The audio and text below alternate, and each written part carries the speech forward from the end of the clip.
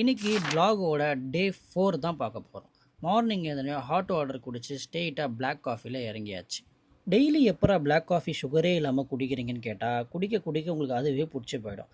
அப்படிலாம் இல்லை, சில விஷயம் குறையணுன்னா சில விஷயம் பண்ணி தான் ஆகணும். தென் பிரேக்ஃபாஸ்ட்டை முடிச்சுட்டு ஆஃபீஸ்க்கு ரெடி ஆகிட்டு கிளம்பி போயாச்சு. ஆஃபீஸ் போயிட்டு ஆஸ் யூஷுவல் இருக்க வேலையை பார்த்துட்டு அங்கே ஒரு பிளாக் காஃபியை போட்டுட்டு லஞ்சையும் முடிச்சுட்டு அங்கேருந்து நான் கிளம்பிட்டேன். ப்ரீ ஒர்க் அவுட்டாக பனானா எடுத்துகிட்டு ஜிம்முக்கு கிளம்பி என் ஃப்ரெண்டை பிக்கப் பண்ணிவிட்டு ஜிம்முக்கு வந்தாச்சு. இன்றைக்கி செஸ்ட் அண்ட் ட்ரைசப்ஸ்னால வார்ம் அப் பண்ணிவிட்டு கிளாஸ் ஸ்டார்ட் பண்ணிட்டோம். இன்க்ளைன் ப்ரெஸ்ஸில் ஒரு 3 செட்ஸ், ஃப்ளைஸில் ஒரு 3 செட்ஸ், டிக்ளைன் ப்ரெஸ்ஸில் ஒரு 3 செட்ஸ், கிராஸ் ஓவரில் ஒரு 3 செட்ஸ், தென் ட்ரைசப்ஸில் பார் புஷ் டவுன் ஒரு 3 செட்ஸ், ஓவர் ஹெட் எக்ஸ்டென்ஷன் ஒரு 3 செட்ஸ், கிக் பேக்கில் ஒரு 3 செட்ஸ், லாஸ்ட்டாக டிப்ஸ் அடிச்சுட்டு முடிச்சுக்கணும்.